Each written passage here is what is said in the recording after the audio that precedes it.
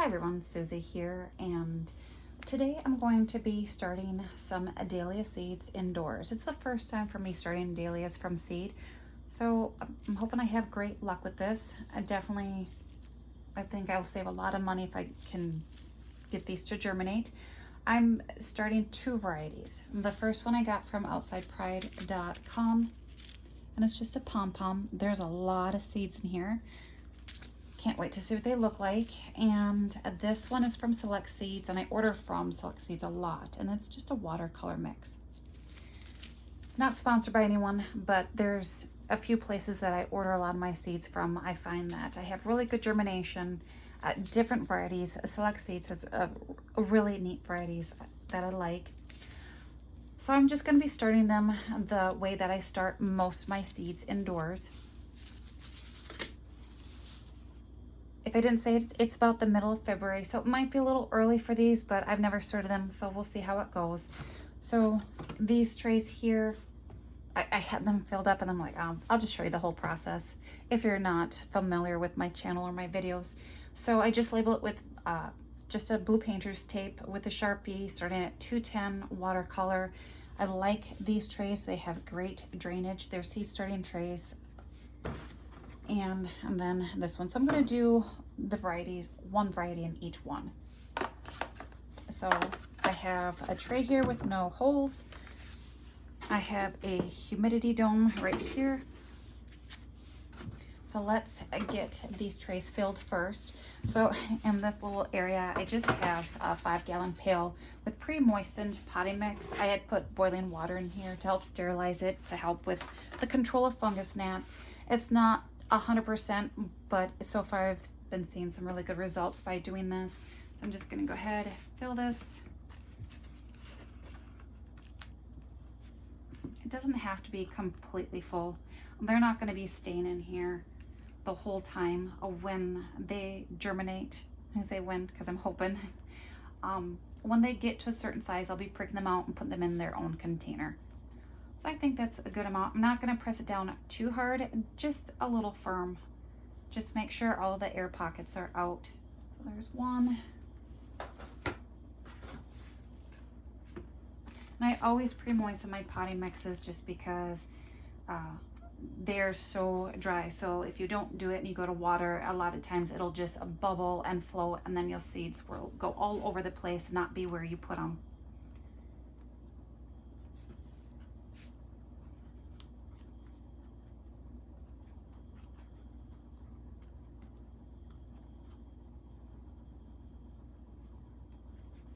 I have a garbage can over there, so any big bits that I see in here, because I'm not using a seed starting mix, I'm using a potting mix, and I don't see any difference in the results, except for with the potting mixes there's some bigger hunks in there, so I just kind of put them over there. And I say my garbage bin, but it's more a compost bin, where when I can actually get out into my gardens, I'll just dump it in there.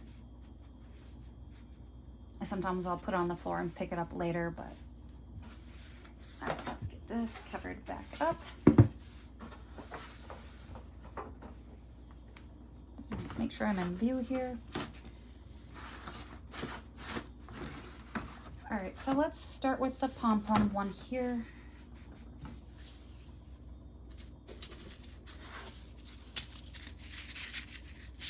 Don't you just love that?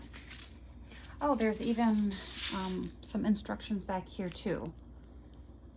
This says soil temperature 70 to 85. That's planting directions. Let's see. Oh, no, I bet it's a pretty high heat. Planting depth, lightly cover. It says with peat moss. I'm not going that route. I'm just going to use vermiculite. Germination time on this is 7 to 21 days, so we'll see. So I do this method for the majority of my seeds. Depending on, I don't with zinnias because they're an aggressive grower and there's always really good germination. Oh, these are different. A lot of my vines, I don't. Anything that I find that's very aggressive and very quick with growing. If you can see those, kind of cool. Nice and big. So that's a lot of seed right there. I probably wouldn't need all of them, but I, can you see all those? Isn't that amazing? That's a lot.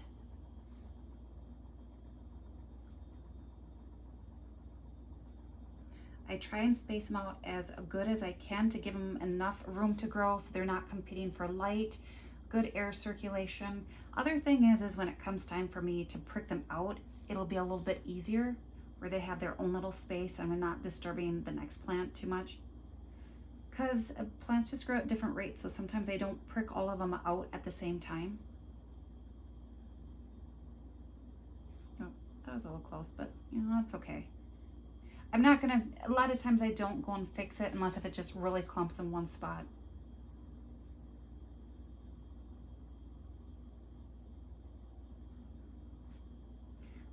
With seeds, I learned to have fun and not worry too much about it. I might do a few more. I'm just making sure, yeah. Let me know if you have grown dahlias from seed before. I always like to try new things. All right, so I'm putting this much back. I do not need all of that. And then I'm just gonna go right onto this next one, the watercolor. Let's see how many are in here. It doesn't feel like a lot. They also don't feel quite as big. Oh, maybe.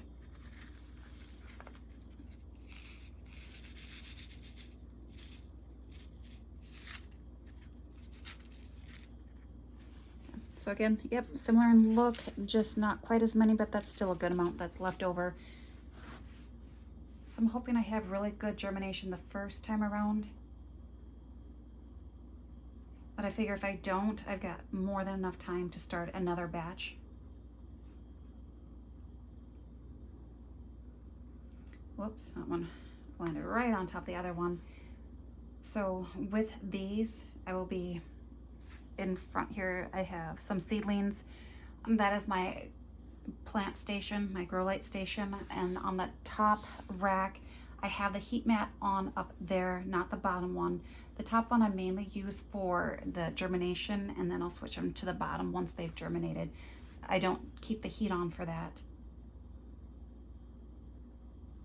because it can get pretty warm, and also your plants will start stretching because they're grown in like the most wonderful environment. Oh.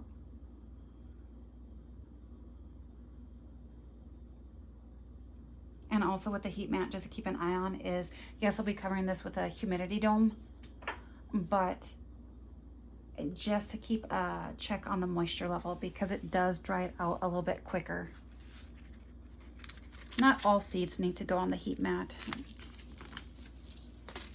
All right, so at this point, I'm just gonna press into my potting mix just lightly, and just to make good contact with the potting mix.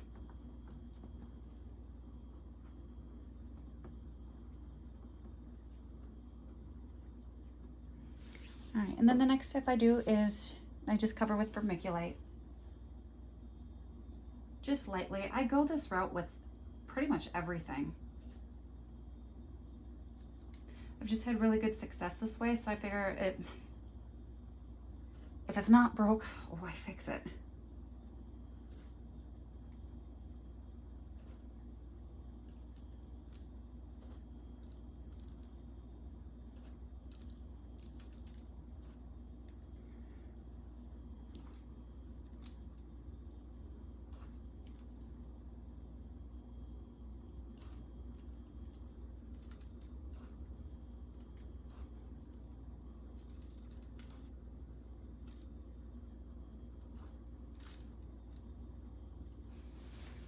Maybe a little bit more. All right, and then at this point, I'm just gonna take my little water here. I love this, and if you haven't seen my videos before, these bottle top waters I got from Amazon. I think you get three in a pack, maybe a little bit more, pretty cheap. And they fit pretty much any bottle, but I like the slimmer bottles for my hand. It's just easier to grip. And I'm just gonna lightly water. this potting mix has already been pre-moistened, so I don't need it soaking wet. Basically what I'm doing here is just wetting the top and making sure the seeds are wet. It just gets the germination process going. You don't ever want your seeds to dry out, because that pretty much stops that process.